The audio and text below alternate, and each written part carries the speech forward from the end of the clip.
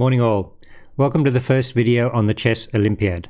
Apologies for being a few days behind schedule. Let's look at the first round pairing between Australia and Saudi Arabia. You can see the teams there. Australia is playing 3 GMs and has a considerable rating advantage over the Saudi team. So let's move to the board 1 game between Al Rihaili and Bobby Cheng. White plays e4, c5, Sicilian, knight f3, d6, d4, takes, knight f6, knight c3 and a6, so that's the Najdorf variation. White plays bishop e2, the line popularized by Geller and Karpov back in the day. It's not as sharp as the bishop g5 or bishop e3 English attack lines. e5 by black, knight is kicked back, bishop e7, continuing development, both sides castle. King h1 by white, preparing f4, which is a standard move in this position. h6, f4, knight c6, queen e1, starting a journey to the king side. b5, standard move in most Sicilian positions.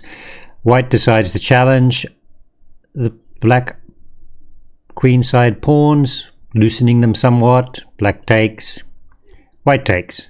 Now white has an open a-file. a5, queen g3, eyeing the black king menacingly, so black sidesteps into the corner.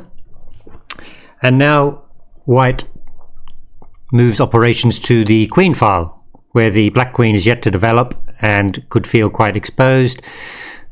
Black plays bishop d7, and now white takes on e5 and black takes back, so now the rook is on an open file facing the queen, and white intensifies the pressure by playing bishop b5, ostensibly threatening to win the knight as the bishop is pinned to the queen.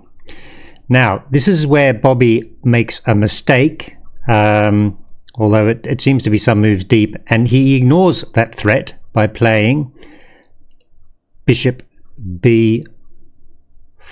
Now if we go back a step, at this point the computer is recommending queen e8 or knight b8, and the idea is to get the queen off the open file and get the knight out of harm's way. And the computer line continues like this. Knight drops back. White actually takes the e-pawn at this stage, but as you continue on this line, knight forks queen and bishop, some exchanges on d7, queen moves, exchanges on e3, and bishop b4 in this position, threatening the knight, which is defending the e-pawn. And if the knight moves, you end up with a position where black actually recovers the pawn, and it's fairly balanced. It's a long line, but that's what the computer was suggesting. However, Bobby played bishop b4, apparently ignoring the threat, so white took the knight. And black's idea here is that he takes back the bishop on c6, sacrificing the queen for a rook. And the analysis by Bobby would have been that white has very big back rank problems. If you look at the d1 square, it's only covered by the knight. King's got nowhere to go. So that is the compensation for sacrificing the queen. Now white has to deal with this quickly, and he does it in a way which maybe Bobby had missed. Rook a1 brings the rook back to the first rank. It's not covering the back rank mate yet, but all it needs now is for the bishop to move. So Bobby then takes the pawn on e4. Knight can't move, so he has to move the queen. Moves the queen to h4, and now Bobby takes the knight, probably thinking that this was going to at least get him a rook and a piece for the queen. But now white plays bishop h6. It's the only move. According to the computer line, other moves, bishop e3 and so on, are quite even, because black has probably enough compensation for the queen. After bishop h6, there's no back rank threat problems. Nasty discovered check is threatened by white moving the bishop, so basically the bishop has to be taken, and then white will then be able to recapture the bishop on c3. So what happens is that black takes the bishop, queen takes h6 check, king moves, and actually white took the white squared bishop on c6. And you move on a few moves, and you can see that black has two rooks for a queen and a knight.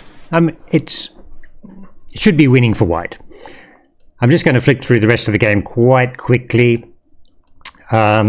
It's probably a lot more even than I'm giving credit for, but if you look at this position now, it's queen for a rook, and white should win this fairly comfortably.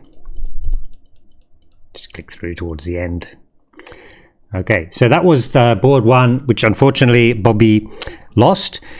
Boards 2 and 3, interesting games in their own rights. I won't cover those. Australia won both of those, so that was 2-1, and it all was dependent on board 4. So let's go to the board 4 game between David Smerdon and Al Abdali. So David plays e4, black plays Sicilian. This time we have the Alpen variation. Knight f6, provoking the pawn to advance. Knight d5, knight f3, e6, d4, takes. d6, attacking the advanced pawn, bishop c4. Black's developing, white's developing. Move the queen.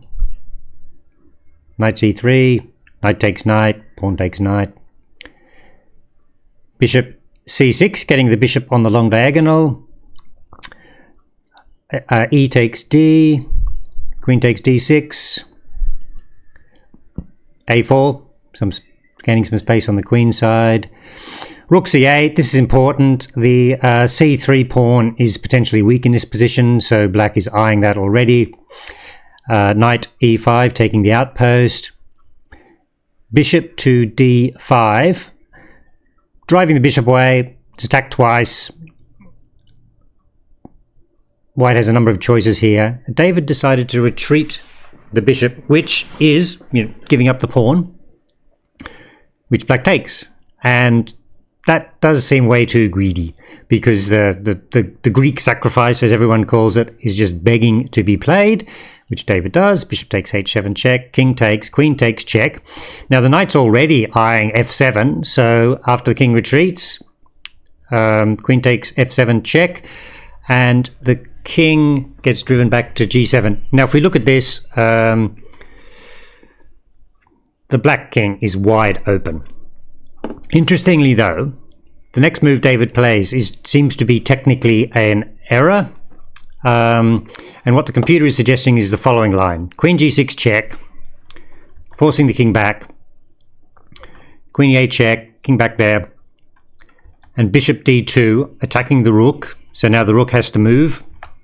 Okay, attack the bishop, check, and the rook drops, if the rook went to c2. Okay, now if the rook didn't go to c2, for instance, rook c7 looks quite logical. So let's move on to that variation, rook c7. And now the computer line goes knight f7, attacking the queen. Queen has to move. Queen d7, other squares, something similar happens. Now the queen goes to h8 check, driving the king out into the open. Knight e5 check, driving the king further into the open. Let's say king f6, queen h4 check, king f5, queen f4 mate. Other variations, similar outcome. So in fact, that's why the computer line is to give the rook back as rook c2, which obviously means white would be winning because exchange up, and still the black king is horribly exposed. However, going back to the main line, Bobby played bishop f4. looks like a good move, developing the bishop. Rooks can come into play. However, it does seem to let black off the hook, because after knight c6, a lot of those back rank issues which black had with the queen checking on h8 check now no longer work. So David takes the knight, black takes back, queen takes c6, queen takes e7. White has recovered the piece,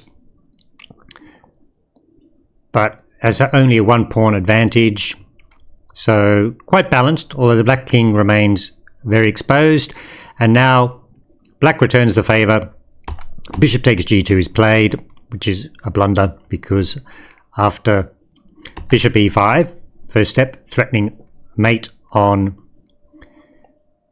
g7, one main way to defend that takes away the escape square of the black king on g8.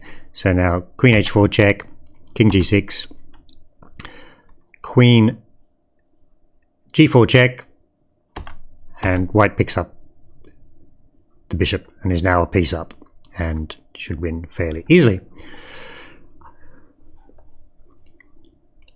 The game continues for a few more moves, but white is winning at this stage. Okay, I hope you liked that recap of 2 of the Australian Saudi Arabia games from the first round of the Chess Olympiad. Thank you for watching.